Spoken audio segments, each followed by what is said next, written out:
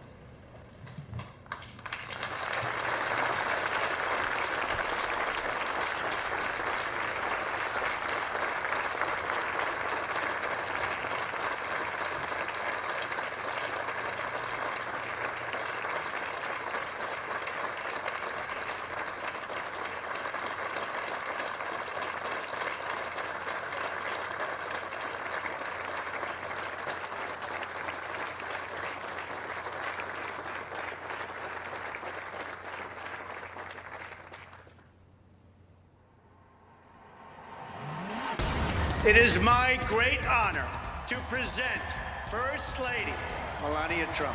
First Lady Melania Trump. First Lady Melania Trump officially kicking off her Be Best initiative. She is courageous. She's taking on a tough topic. Focused on the well-being of children, social media use, and opioid abuse.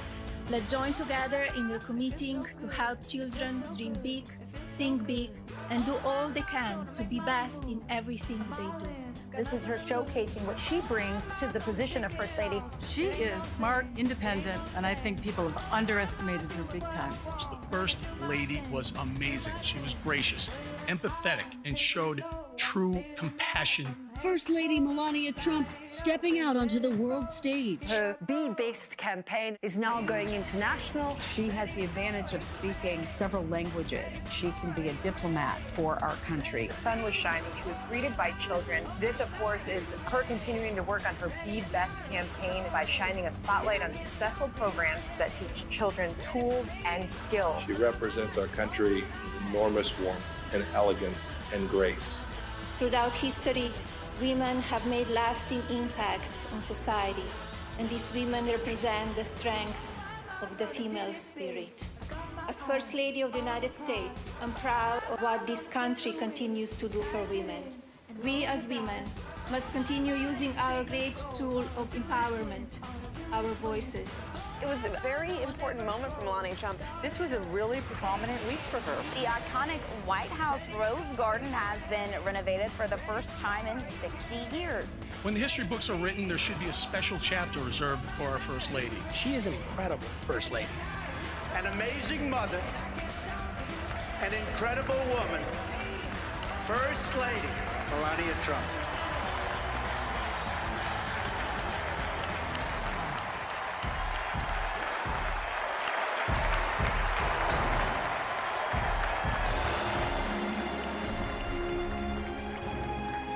Ladies and gentlemen, please welcome the First Lady of the United States, Mrs. Melania Trump.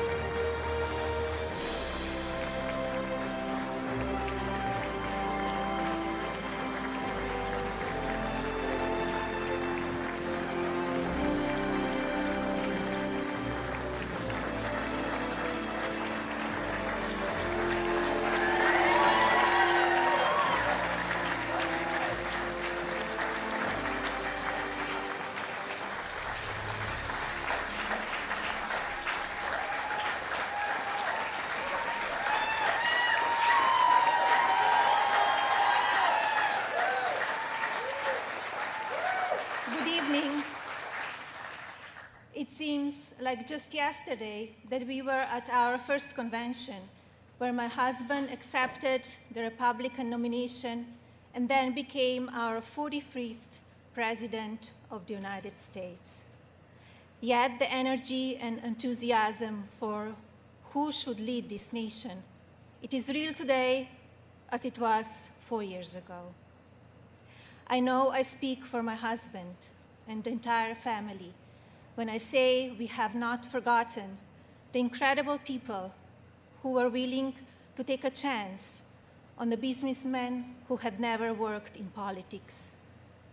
We know it was you who elected him to be Commander-in-Chief, and we know it is you who will carry us through again. We were humbled by the incredible support then, and we are still grateful today. I want to acknowledge the fact that since March, our lives have changed drastically. The invisible enemy, COVID-19, swept across our beautiful country and impacted all of us. My deepest sympathy goes out to everyone who has lost a loved one, and my prayers are with those who are ill or suffering. I know many people are anxious and some feel helpless. I want you to know you're not alone. My husband's administration will not stop fighting until there is an effective treatment or vaccine available to everyone. Donald will not rest until he has done all he can to take care of everyone impacted by this terrible pandemic. I want to extend my gratitude to all of the healthcare professionals, frontline workers, and teachers who stepped up in these difficult times. Despite the risk to yourselves and your own families, you put our country first, and my husband and I are grateful. I have been moved by the way Americans have come together in such an unfamiliar and often frightening situation. It is in times like this that we will look back and tell our grandchildren that through kindness and compassion, strength and determination, we were able to restore the promise of our future. Businesses stepped up and volunteers stepped in. People were eager to share ideas, resources, and support of all kinds with neighbors and strangers alike.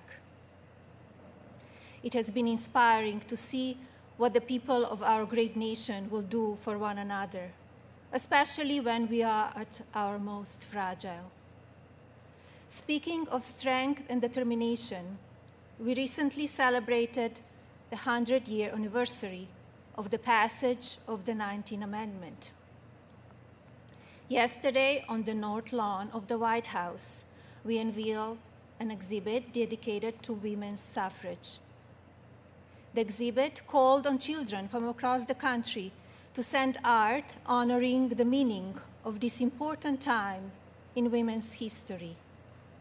When I was judging the entries, I reflected on the impact of women's voices in our nation's story, and how proud I will be to cast my vote again for Donald this November. We must make sure that women are heard and that the American dream continues to thrive. Growing up as a young child in Slovenia, which was under communist rule at the time, I always heard about an amazing place called America, a land that stood for freedom and opportunity. As I grew older, it became my goal to move to the United States and follow my dream of working in the fashion industry. My parents worked very hard to ensure our family could not only live and prosper in America, but also contribute to a nation that allows for people to arrive with a dream and make it reality.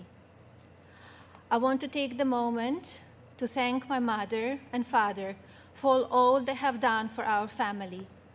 It is because of you that I'm standing here today.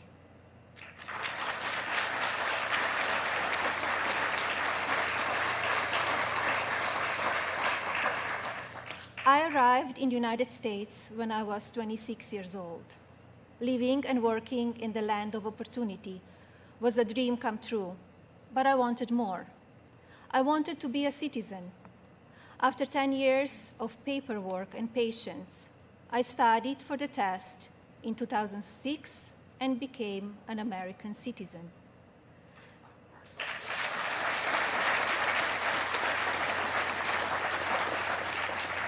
It is still one of the proudest moments in my life because with hard work and determination, I was able to achieve my own American dream.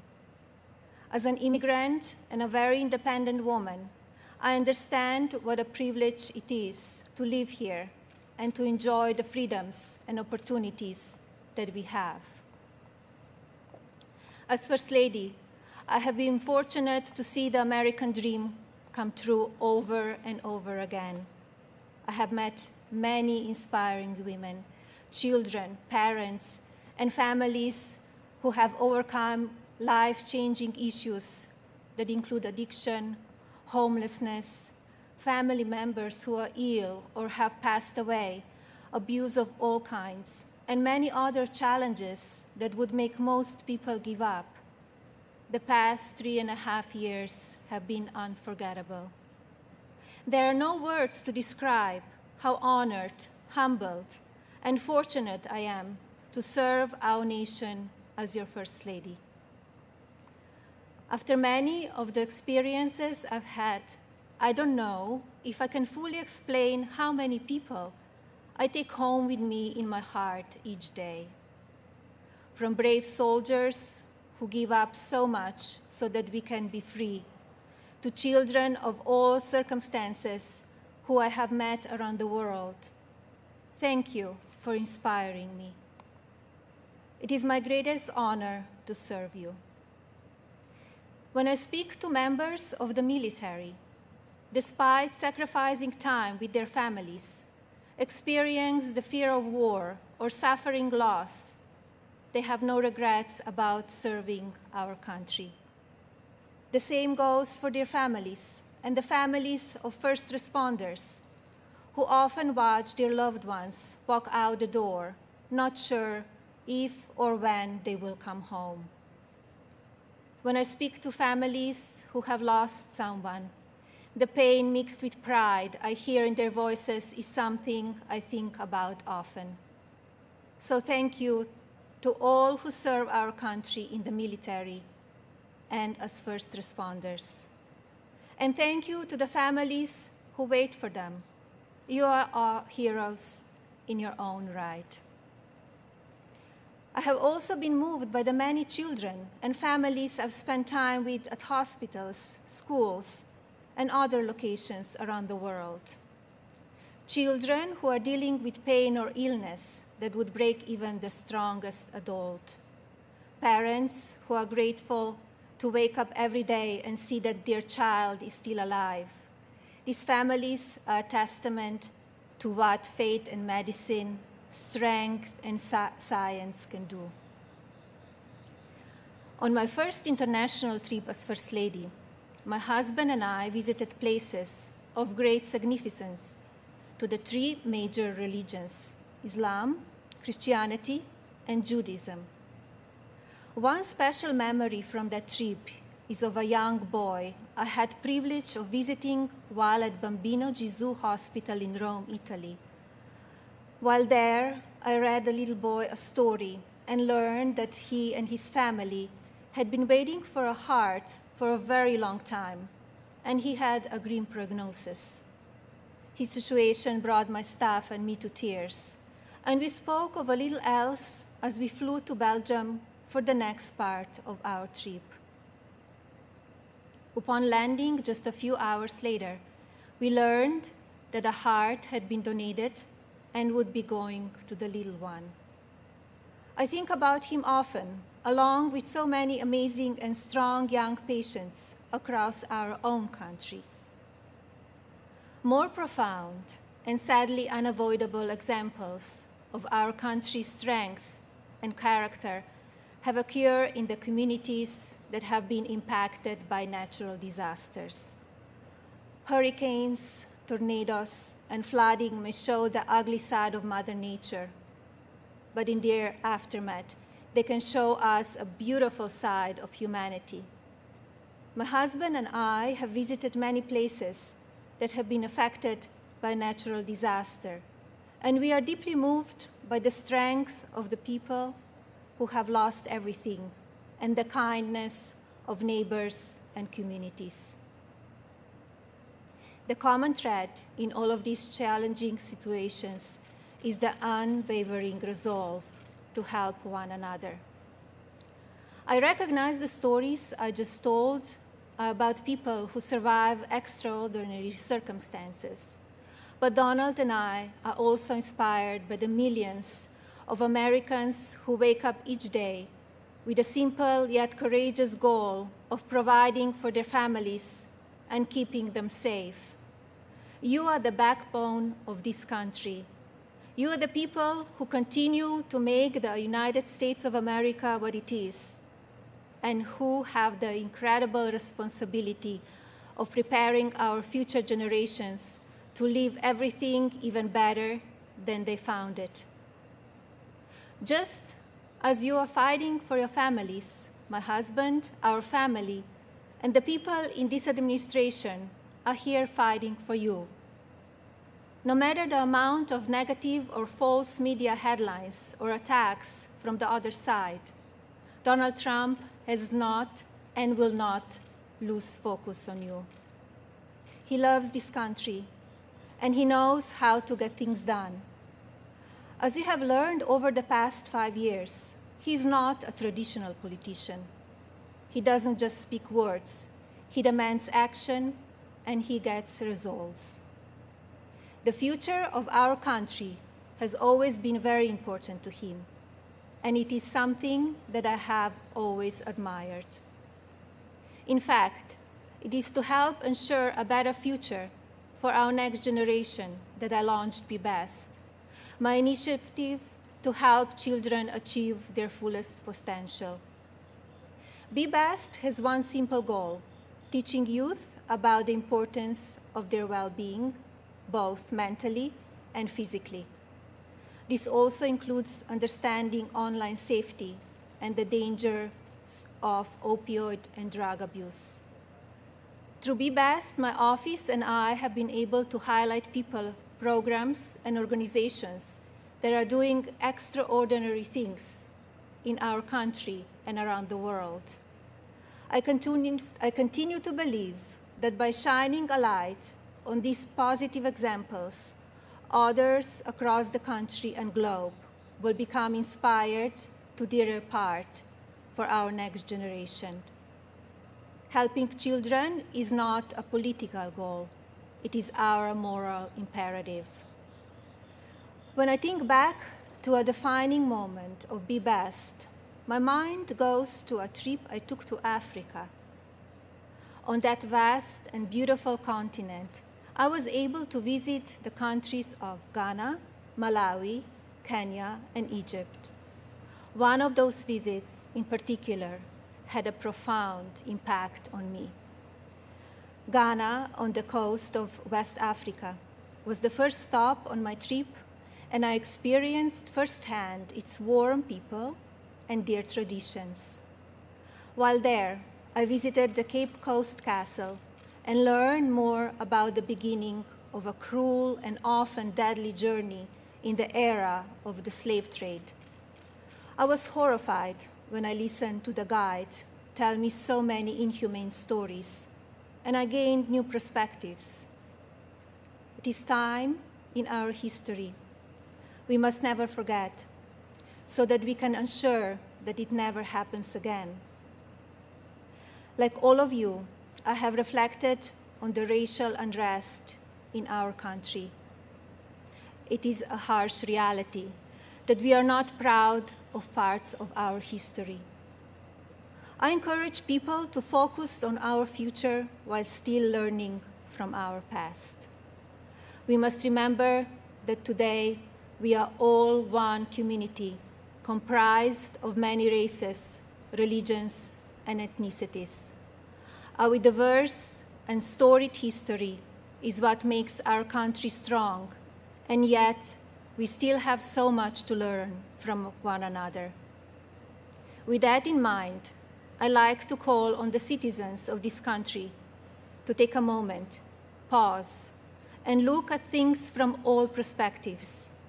I urge people to come together in a civil manner so we can work and live up to our standard American ideals. I also ask people to stop the violence and looting being done in the name of justice, and never make assumptions based on the color of a person's skin.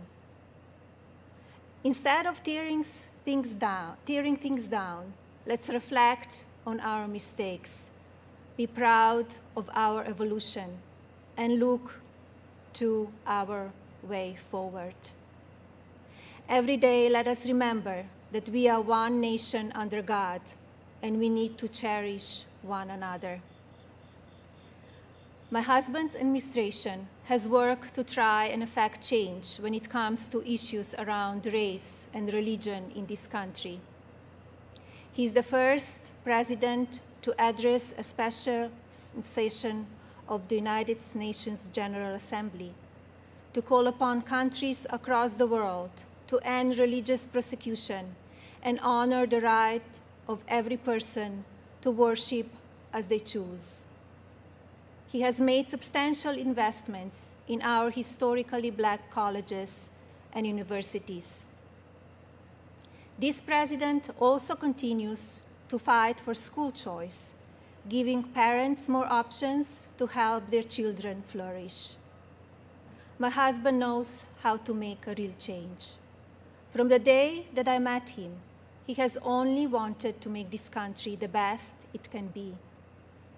For many years, I watched him grow concerned and frustrated, and I'm so proud to see the many things he has done in such a short time. America is in his heart. So while at times we only see the worst of people and politics on the evening news, let's remember how we come together in the most difficult times. And while debate rages on about issues of race, let's focus on the strides we have made and work together for a better tomorrow for everyone. Our administration has also devoted historic resources and produced life-saving results by raising awareness around opioid addiction and drug abuse, especially for children. When so often the headlines are filled with gossip, I want to take this moment to encourage the media to focus even more on the nation's drug crisis.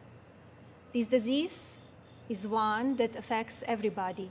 It pays no attention to race, age, or socioeconomic status. Addiction has touched every part of our society in some way. And now, more than ever, we have programs and medicine to combat it. We just need to talk about it openly. And you, the media, have the platforms to make that happen. To the media industry and as a country, I ask that we all commit to helping in our fights against drug addiction by talking about it even more. Especially as we battle the COVID pandemic, we need to remember that suicides are on the rise as people who are struggling with loneliness and addiction feel they have nowhere to turn. Parents, please talk to your children. Teachers and caregivers, pay attention to signs of addiction. Lawmakers, pass legislation that allows those who ask for help to do so safely and without fear, and to provide resources for organizations that help people impacted by addiction. When the stigma is removed, people will no longer be ashamed to ask for help, and lives will be saved. And if you are struggling with addiction, there is no shame in your illness. Please seek help. You are worth it. In my next 4 years as First Lady, I will continue to build upon Be Best and work with individual states to pass legislation to take care of our most vulnerable. I plan to continue the work I have started with children in foster care, as well as the minority communities and tribal nations. I want to ensure children are being protected and communities have the resources needed to combat drug addiction and child neglect or abuse. Like my husband and the administration, I will continue to encourage education that supports a child's individual needs. It is vital that children are given the building blocks to succeed. I also look forward to continue my work to restore the People's House, which is a lasting symbol of pride for our nation. I believe this iconic home needs to be cared for and preserved so it can be enjoyed by the people of this country and visitors from around the world for years to come. I'm passionate about this beautiful house, the grounds, and all they represent.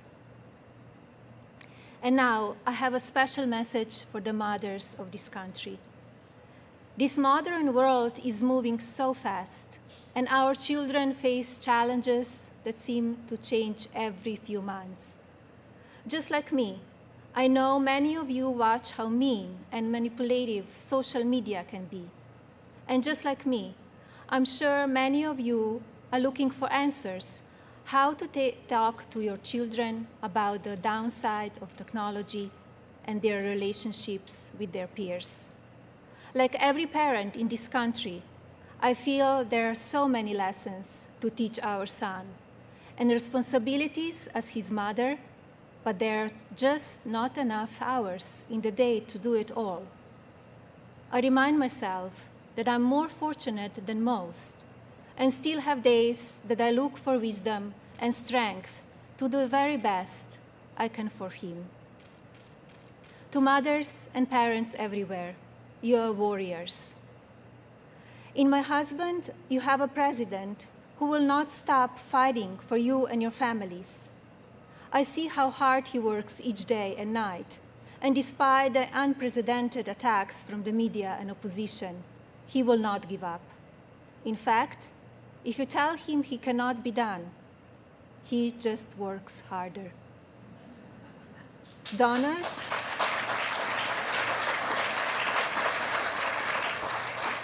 Donald is a husband who supports me in all that I do. He has built an administration with an unprecedented number of women in leadership roles and has fostered an environment where the American people are always the priority. He welcomes different points of view and encourages thinking outside of the box. I know I speak for my husband and the family when I say we are so grateful that you have trusted him to be your president, and we will be honored to serve this incredible country for 4 more years.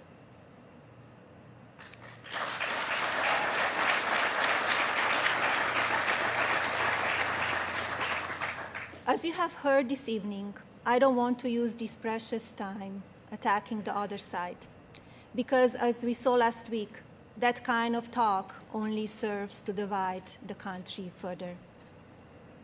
I'm here because we need my husband to be our president and commander-in-chief for 4 more years. He is what is best for our country. We all know Donald Trump makes no secrets about how he feels about things. Total honesty is what we as citizens deserve from our president. Whether you like it or not, you always know what he's thinking. And that is because he's an authentic person who loves this country and its people and wants to continue to make it better. Donald wants to keep your family safe. He wants to help your family succeed. He wants nothing more than for this country to prosper, and he doesn't waste time playing politics. Almost 4 years ago, we went into Election Day completely underestimated. Despite what is being said again this year, I know, just as you do, that Americans will go to the polls and vote on the behalf of their families, our economy, our national security, and our children's future. To vote for those ideals is not a partisan vote. It is a common sense vote, because those are goals and hopes that we all believe in. I believe that we need my husband's leadership now more than ever in order to bring us back once again to the greatest economy and the strongest country ever known. God bless you all, your families, and God bless the United States of America.